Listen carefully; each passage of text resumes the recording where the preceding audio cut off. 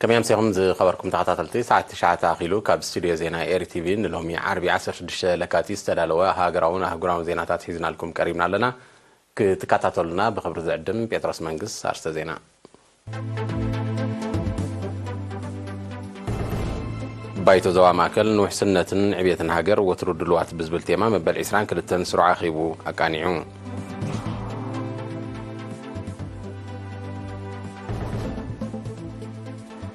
ممحدار زوادو بتصادفوكم السلاسل لمعاته ومدبات بزلع على كم سر حلو قليتون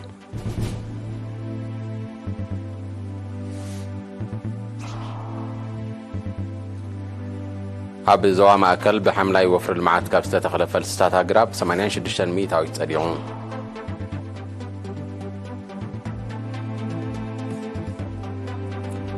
تشاينا نيكادورن زختمو ناصا نقداو سمع دحر سوسا معالتات كم استقبر قليتان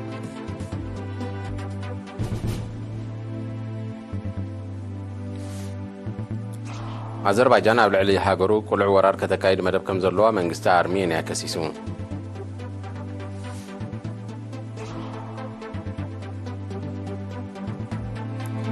من قسي ديمقراطية ريبابليك كونغو بسنك على غلق خصوصنا إيوان حادقة دنقاقي أو يجون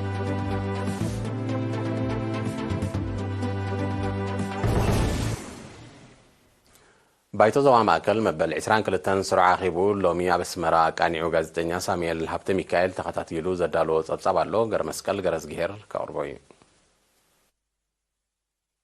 بايتو زوا ماكل نوح سنة عبية هاجر وترو دلوات بزوبل تيما لومي 16 لكاتيت أبسمرا مبل عسران كلتن سرعة خيبا كانيعو أبو منبر بايتو آتو أبراهام سمرا أبزاها بمقلسي ببعمتو مسقربات محبراو أقلقلوثات فقادات مسالطات كمون مسرحن مصقانن تحت قرصي صري ماين رصح فساسن زقرب قديات حزبي بدرجه بايتون ممحدار زوبان مفتحهم سقومتات كم توسد غليصو أتو أبراهام زيكازي تبقصه حزبي زتبابعلو مدبات كحيل بمزخار تساتفون أبركتون كوم أمعوات تقبار مدبات كعزز تلابيو أبتا قطامي كلن أكلات بايتوز أبصاباتن كقربان كلوها أبكل تشان عسران سلستن بستقايد ركباتن من قصغاسن بايتوز حاش سرح كم زعمة متقليسو تقابعتي دحر زكايد وزته مسمى مرحثات منقستي زسانة وهدت تقبار مدبات بعوتب كسرحلو قرب أقلقلتات قولحتا كوهابو بكم درجة زتبقاقسو مدبات المعاد كتبابعون كدقفون سجنان محدثين سرقاتن مسمرات رصح فساسن بملؤنة كسلاسل تحت قلصاو نطفتات دما بستصنع أقباب كفصم الزخاخيرة بايتو أموداتا نمن نبابره حزبي تحت قرصي قربات مسرتاويان هلقتي واغاتات أمنسياتن تمهارون زقنع مدبات موحس محبراو دحنت زيغاتاتن كال زتقلل لبواتا تحليفو وانا أكاد صح من محدار زوبا ماكل آتو الزرئي تولد برهان أبزها بمزاز مقال هلو سقمات زي كحادو كوان تخونه مسكون النث عغمن قداب نثاثن ترأيو فتح كنا ديلو كم زقبا آغنزيبو أبتا قطامي منستر فتحي فوزي هاشم ني مدبات كل تشحن 24 كينيون بزم الكتاب زها بتمبرهي محبراو السنيت كرقاقز تقبار حقي نكبرتات حبرت سبنا زن صبار قون سلزقبا بايتو أبركتو كعزز صويعان ممحدار زوادو بتصادفوكم السلاسل معاتو مدبات بكلتاشن 24 بزبلت نغصل وهدت كل ماكلات كعزز صويعو وكيل إيرينا زراي برهان بملكع صبصاب نزدالو تحستو عماني القبراين من محدار زوادبوب أب كلتشان إسران سلسن بلعل تصادفوكم سلسلة لمعطاون نتفتات أب كلتشان إسران 4 بزرع على المغطال يسرحكم زلو ب10 4 لكاتيت أب كتما من دفراء أب زكايدو عمتاو قمقام سرح قديتهم أبتي كاب 10 غلتن وسان زواتات شنافر مينستراتن هاجران محبراتن كمون أهارتات حالتات مكرخال استوكلوا أسات 300 تصاتفتي استرقبوا قمقام أما حضر زوا أتو هابتاب تصفاتين أب كل تشعن إسران سلسن لعلي 354 شح حزب تصاتفوا مربات معك أمين حمدن أب أستات إسرا شح هكتار كم تستقبري أبريهم ካብ ግብሪ ሕርሻ ገጠርን እንስሳ ዘቤትን ልዕሊ 28 ሚልዮን ናቕፋ ከም ተኣከበ ከምኡውን ህዝቢ ንምማዕበሊ ኣገልግሎት ጥዕና ልዕሊ 3 ሚልዮን ናቕፋ ንመናብሮ መምህራን ድማ 3.4 ሚልዮን ናቕፋ ዝግመት ሓገዝ ከም ዝገበረ ድማ ሓቢሮም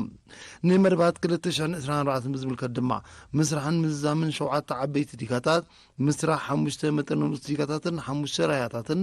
ምድላውን ምትካልን 2.2 ሚልዮን ፈልስታት ከምኡውን ምፅጋን ልዕሊ 150 ኪሎ ሜትር ጽርግያታት ዘጠቓለሉ ጥንዕዮ ከም ዘሎ ብምጥቃስ ኩሎም ኣካላት መንግስቲ ብውህደት ክሰርሕሉ ተላብዮም ኣብታ ኣኺባ ክፍልታት ምምሕዳር ዞባን ኣብቲ ዞባ ዝነጥፋ ኣካላትን እውን ጸብጻባትንን ውጥን ስራሕንን ኣቕሪበን ተሳተፍቲ ኣብ ዝሃቦ ርእቶ ጸገም መጓዓዝያ ቆላሕታ ክግበረሉ ብዞባ ደረጃ ኣብ መንደፈራት ጥራይ ዝወሃብ ካርድ ነባርነት ናብ ንኡስ ዞባታት ዝወርደሉ ባይታ ክጣጣሕ ከተማታትን ሓውሲ ከተማታትን ብኣታዊታትን ዝመሓደራሉን ዝዓብያሉን መንገዲ ክሕሰበሉ ሃገራዊ መንነት ንምውፃእ ዘጋጥም ዘሎ ኮለልን ምድን ወጋያትን ድማ ፍታሕ ክናድየሉ ተላብዮም ኣብ ዞባ ማእከል ኣብ 2023 ብሓምላይ ወፍሪ ልምዓት ካብ ዝተተኽለ ፈልስታት ኣግራብ 86 ሚታዊት ከም ጸደቐ ተሓቢሩ ንጸብጻብ ወኪል ዮናታን ይዕብዮ ኣረን ዓንዳይ ከቕርቦ ኣብ ዞባ ማእከል ብሓምላይ ወፍሪ ልምዓት ካብ ዝተተኽለ ፈልስታት ኣግራብ 86 ሚታዊት ከም ጸደቐ ሓላፊ ጨንፈር በዓል ስልጣን ኣግራብን እንስሳ ዘገዳምን ኣቶ ኣብርሃም ተኽሉ ሓቢሩ ኣብ 2023 ኣብ 9 መደበራት ፈልሲ ልዕሊ 3.7 ሚልዮን ፈልስታት ኣግራብ ንምድላው መደብ እኳ እንተነበረ እቲ ዝተዳለወ 2.3 ሚልዮን ማለት 63 ሚእታዊ ጥራይ ከም ዝኾነ ዝጠቐሰ ኣቶ ኣብርሃም ኣሳት 1 ሚልዮን ፈልስታት ንምትካል ዝነበረ ውጥን ግና ብ10 ሚእታዊት ክብ ብምባል 1.2 ሚልዮን ፈልስታት ከም እተተኸለ ኣፍሊጡም ፈልሲ ንምትካል ወፂኡ ዝነበረ መደብ 1 ሚልዮንን 86 ሽሕን ፈልሲ ንምትካል ይነሩ ዝተተኸለ ከዓ 1 ሚልዮን 198,830 ፈልሲ ተተኺሉ ማለት እዩ ኣብ ወፍሪ ልምዓት ዝተተኸለ ፈልሲ እቲ ዝበዝሐ ክፋሉ ቀላሚጦስ እዩ ነይሩ ዝተረፈ ብውሑድ መጠን ኣውሊዕ ጽሕዲ ጫዓ ሰራው ኣካሻ ግራዋን ካልኦትን የጠቃለል ንውፅኢቱ ብዝምልከት ዛጊት ኣብ ድሓን ኩነታት ኣሎ ኣብ ቀረባ እዋን መወዳእታ ናይ 2023 ብዝተኻየደ ኣፈናዊ ናይ ምጽዳቕ መምዘና ከዓ 86 ሚእታዊት ካብቲ ዝተተኽለ ከም ጸደቐ ክንጉምጉም ክኢልና ኣለና ብወፈራ ንዝተሰላሰለ መደባት ምዕቃብ ማይን ሓመድን ምግራብን ብዝምልከት ድማ ኣብ 520 ሄክታር ኣሳት 2,000 ኪሎ ሜትር ቀናታዊ ዛላ ከም እተሰርሐን ከም እተጸገነን ብምሕባር ምስ ናይ 2022 ክነጻጸር ከሎ እቲ ብዓድታት ክካየድ ዝወፀ መደብ ከምቲ ዝድለ ከም ዘይነበረ ብትካላት ሓይልታት ምክልኻል ተምሃሮን ካልኦት ኣካላትን ዝተተግበረ ግና ኣዕጋቢ ምንባሩ ገሊፆም ከምዚ ቀደም ኣቢለ ክጠቕሶ ፀናሕኩ ወፈራ ዕማም ዝዓበየ ክፋሉ ኣብ ዓድታት ብኮማዊ ምግራብ ዝካየድ ኮይኑ ተምሃሮ ብመገዲ ክረምታዊ ማእቶት ዝተፈላለያ መንግስታውያንን ዘይመንግስታውያን ትካላት ማሕበራት ሰራዊትን ካልኦት ተሳተፍትን ነይሮም ኣብቲ መደብ ምግራብ ማለት እዩ እቲ ዘካየድዎ ንጥፈት ከዓ ኣብ 520 ሄክታር ኣሳት 2,000 ኪሎ ሜትር ዝኸውን ቅናታዊ ዛላ ተሰሪሕን ተጸጊነን ኣሎ ብሓፈሻ ኣድማዕ ነይሩ ኢልካ ከዓ ግለጽ ይከኣል ማለት እዩ ብፍላይ ኣብቲ ብዓድታት ዝካየድ ኮማዊ ምግራብ ከምቲ ዝወፀ መደብ ነይሩ ክንብሎ ይንኽእልን ኣብ ኮማዊ ምግራብ ቁሩብ ዘሕታለ ተራእዩ እዩ ዓድታት ከምቲ ዝድለ ነጢፈን ክበሃላ ኣይከኣልን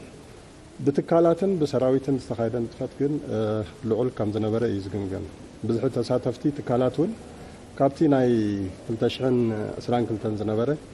ቁፅሪ ወሲኹ ነይሩ መደብ ሓምላይ ወፍሪ ኣብ 2021 ክብገስ ከሎ 30 ዝነበረ ቁፅሪ ተሳተፍቲ ትካላት መንግስቲ ሃገራውያን ኩባንያታትን ማሕበራትን ኣብዚ እዋን እዚ ናብ ልዕሊ 40 ክብ ምባሉ ዝሓበረ ኣቶ ኣብርሃም ዝተተኽለ ፈልስታት ጸዲቑ ኣብቲ ዝድለ ደረጃ ንኽበጽሕ ምምሕዳር ዞባ ማእከል ኣብቲ ኣስታት 350 ሄክታር ዝኸውን ናይ ልምዓት ቦታ 10 ሓለዋ ከም ዝመደበ ኣፍሊጡም ካብ መቃብር ዓዲ ንፋስ ይጅምር ንብሙሉእ ማይ ድምነት ከዓ የጠቃልል ክሳብ ስካሪኮ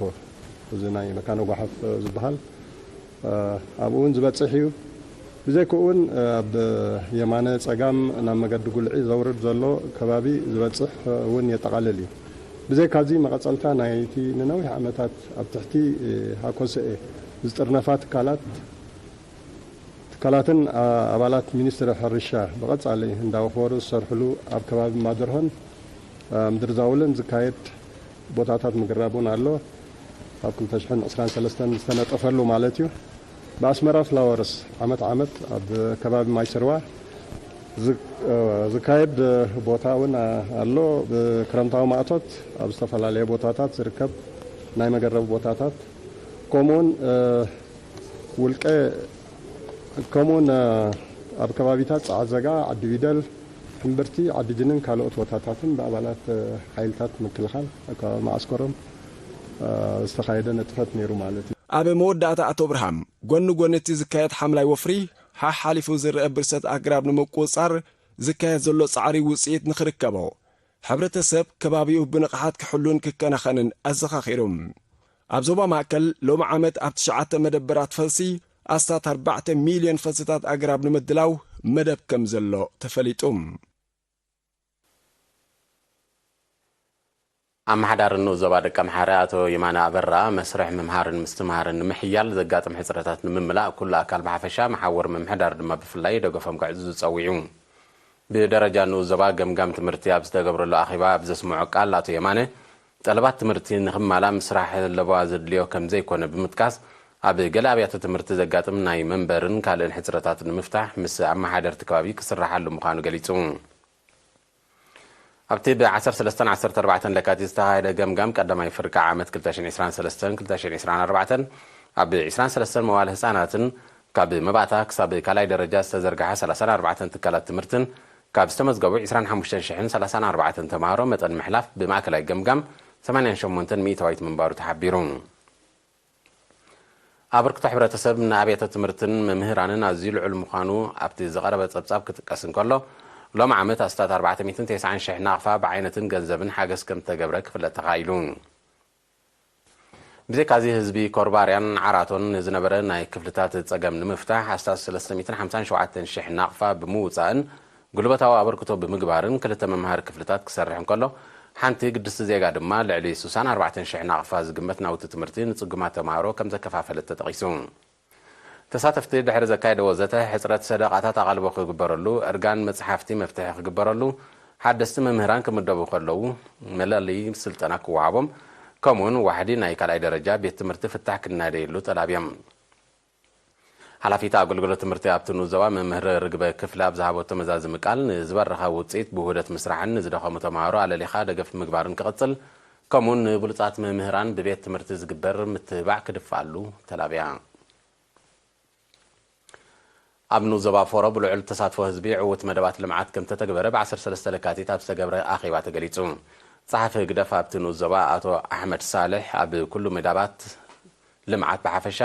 ኣብ ምዕቃብ ሓመድን ማይን ብፍላይ ልዕሊ 7,000 ህዝቢ ተሳትፎ ንጥፈታት ከም ተሰላሰለ ከምኡውን ልዕሊ 155 ኪሎ ሜትር ናይ ሓመድ ጽርግያታት ከም ተጸገነ ሓቢሩ ብዘይካዚ ውዳቤታት ንምሕያል ክሳብ ምምሕዳራት ከባቢ ብምውራድ ዝተገብረ ጻዕሪ ጽቡቕ ውፅኢት ከም ተረኽቦ ዝጠቐሰ ኣቶ ኣሕመድ ንቕሓት ህዝቢ ዘበርኽ ጎስጓሳት ብዝለዓለ ክስራሓሉ ምዃኑ ፍሊጡ ምስሳን ማዕከን ሕድሪ ሰማዕታት ናይ ቀዳምነት ከም ዝኾነ ብምሕባር ድማ ኣባላት ግንባር ሰራሕተኛታት መንግስትን ካልኦትን ስድራ ስዋት ብጉልበት ንዋትን ገንዘብን ብምሕጋዝ ተበጉሳታት ከም ዝወስዱ ኣባላት ግንባር ጥራይ ዘዋጽኡ ኣስታት 40,000 ናቕፋ ከም ተመቓርሐ ድማ ኣብርሁ ኣኸበኛታት ብግዲኦም ሕፅረት ማይ ሓውሲ ከተማ ፎሮ ዘላቐ ፍታሕ ክናደየሉ ቀረብ ጸዓት ቆላሕታ ክግበረሉ ከምኡውን ልምዓታዊ ንጥፈታት ብዝለዓለ ክድፋኣሉ ተላብዮም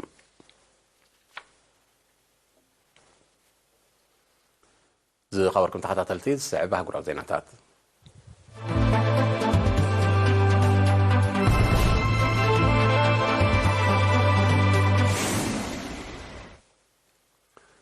ህዝባዊት ሪፐብሊክ ቻይናን ኤኳዶርን ኣብ ዝሓለፈ ዓመት ዝኸተሞ ናፃ ንግዳዊ ስምምዕ ድሕሪ 60 መዓልታት ተግባራዊ ከም ዝኸውን ኣፍሊጠን እዚ ኣብ ወርሒ ግንቦት 2023 ዝተፈረመ ስምምዕ ክልቲአን ሃገራት ኣብ ዘካየድኦ ንግዳዊ ንጥፈታት እቲ 9 ሚእታዊት ብዘይ ቀረጽ ክካየድ ዘፍቅድ ምዃኑ ተገሊጹ በዚ ድማ እቲ ንግዳዊ ስምምዕ ኣብ ምድንፋዕ ቁጠባ ክልቲአን ሃገራት እወታዊ ተራር ከም ዝህልዎ ብኣጉ ይመት ብዘይካዚ እቲ ንግዳዊ ስምምዕ ተወሳኺ ባይታ ንቁጠባዊ ሽርክነት ከጣጥሕ ከም ዝኽእል ሰመዚ ክልቲአን ሃገራት ሓቢሮም ቺሌ ፔሩን ኮስታሪካን ኣቐዲመን ምስ ህዝባዊት ሪፐብሊክ ቻይና ناصا نغداو سمعات زختم هاغرات لاتين امريكا مخانن زحبرو صبصبات اكوادور رابعيتي كم زخونه يردو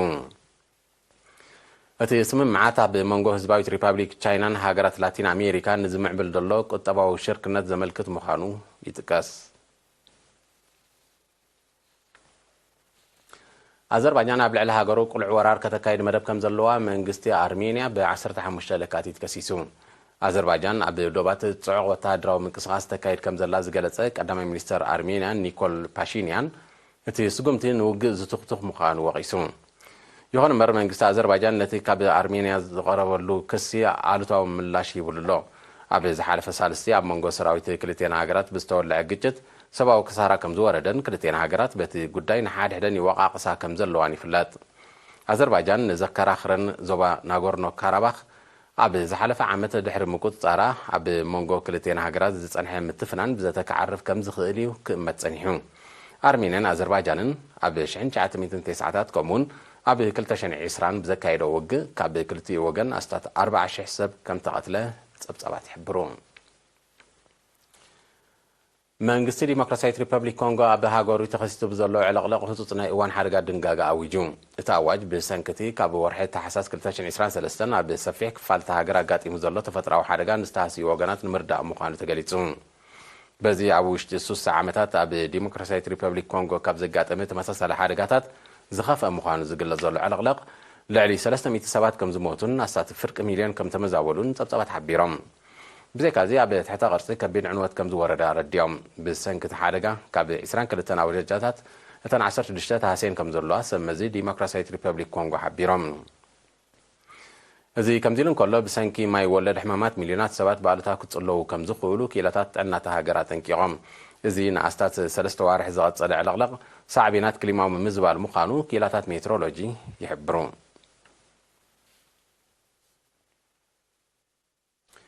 መንግስቲ ቬኔዙዌላ ቤት ጽሕፈት ላዕለዋይ ኮሚሽነር ሰብኣዊ መሰላት ሕቡራት ሃገራት ክዕጾን ኣባላቱ ኣብ ውሽጢ 72 ሰዓታት ክወጹን ብ15 ለካቲት ኣዚዙ።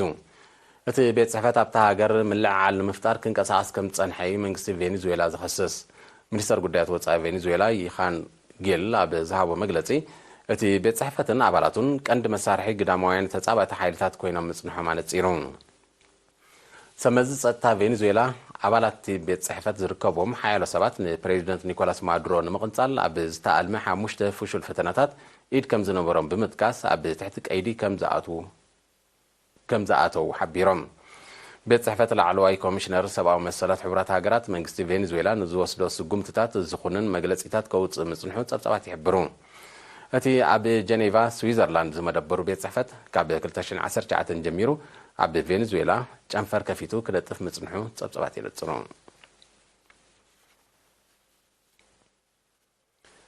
ሩስያ ዝተራቐቐ ኣጽዋር ተጠቒማ ሓያሎ ኢንዱስትሪ መፍረን ጽገናን ወተሃደራዊ ንዋትን ኣጽዋርን ዩክሬን ከም ዘዕነወታ ኣፍሊጣ። ብዘይካዚ ሰራዊት ሩስያ ብዘካየዶ መጥቃዕቲ ሓያሎ ትሕተ ቐርፂ ቀረብ ነዳዲ ሰራዊት ዩክሬን ከም ዘዕነወ ሚኒስትሪ ምክልኻል ሩስያ ብ16 ለካቲት ኣብ ዘውፅኦ መግለጺ ኣነጺሩ። እዚ ከምዚ እንከሎ ሚኒስትሪ ጉዳያት ወጻኢ ሩስያ ኣብ ዘርግሖ ሓበሬታ ዩክሬን ብ15 ለካቲት ብሰብ ኣልቦ ነፈርቲ ብዘካየደቶ መጥቃዕቲ ኣብ ልዕሊ በርጌስ ጉድኣት ከም ዝወረደ ሓቢሩ።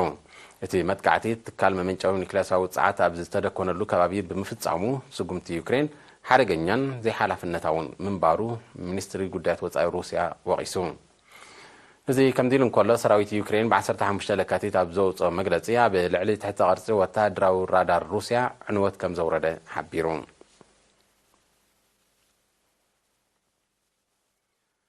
ቁጠባ ዞባ ዩሮ ናብ ደረጃ ዝሕታለ ከይወርድ ከም ዘስግእ ክኢላታት ናይቲ ዓውዲ ገሊጾም። ንሳቶም ኣብ መግለጺኦም መጠን ዝቕበበ ናይተን ባጤራ ዩሮ ዝጥቀማ ሃገራት ኣብ 2023 ናብ 6.3 ሚታዊት ክብ ከም ዝበለ ብሰንኩ ድማ ቁጠባዊ ኩነታት ዞባ ኣብ ምጅማር 2024 ከንቆልቁል ከም ዝኽእል ኣሚቶም። ቀንዲ ጠንቂ ናይቲ ምንቁልቋል ትሑት ናይ ምግዛዕ ዓቕሚ ዜጋታትን ግዳማዊ ጠለብን ከም ዝኾነ ዝጠቐሱ ክኢላታት ቁጠባ ነዚ ንምሕዋይ ሃገራት ኤውሮጳ ወፍሪ ክገብራ ክግደዳ ምዃንን ሓቢሮም። ኣብ ዞባ ዩሮ ወሰኽ ደሞዝን ዝተመሓየሸ ናይ ስራሕ ሃዋህውን ብዝጠልቡ ሰራሕተኛታት ዝግበር ሰላማዊ ሰልፍታት እናሰፍሐ ይመጽእ ከም ዘሎ ዝጠቐሱ ጸብጻባት እዚ መርኣያ ኣብቲ ዞባ ዘሎ ማሕበረ ቁጠባዊ ጸገማት ምዃኑ ይገልጹ። እዚ ከምዚሉን ከሎ ቁጠባ ብሪጣንያ ኣብ ካልኣይ መፋረቕ ናይ 2023 ብምንቁልቋሉ እታ ሃገር ናብ ቁጠባዊ ዝሕታለ ከም ዘምርሐት ወግዓዊ ጸብጻባ ነጺሩ እቲ ቁጠባዊ ኩነታት ኣብታ ሃገር ተኸሲቱ ንዘሎ ቁጠባዊ ዝቕባብ ብምንሃር ንጸገማት ዜጋታት ናብ ዝኸፈ ደረጃ ከም ዘዕርጎ ተገሊጹ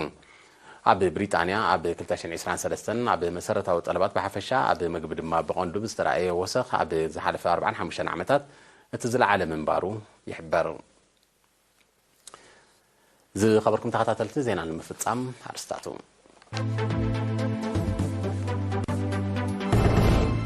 ባይቶ ዞባ ማእከል ንውሕስነትን ዕብየትን ሃገር ወትሩ ድልዋት ብዝብል ቴማ መበል 22 ስሩዕ ኣኺቡ ኣቃኒዑ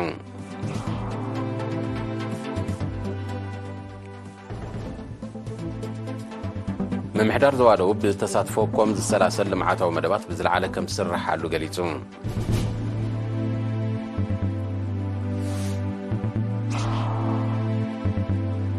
ኣብ ዞባ ማእከል ብሓምላይ ወፍሪ ልምዓት ካብ ዝተተኸለ ፈልስታት ኣግራብ 86 ሚእታዊት ጸዲቑ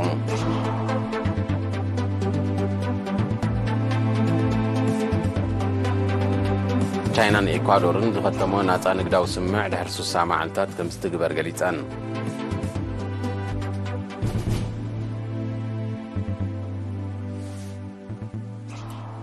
ኣዘርባይጃን ኣብ ልዕሊ ሃገሩ ቁልዕ ወራር ከተካይድ መደብ ከም ዘለዋ መንግስቲ ኣርሜንያ ከሲሱ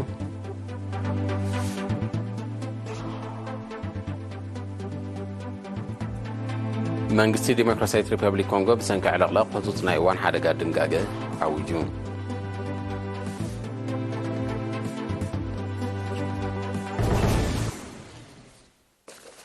ዝኸበርኩም ተኸታተልቲ ዜና ተፈጺሙ ምስ ዝተረፉ መደባትና ብሮክ ምሸት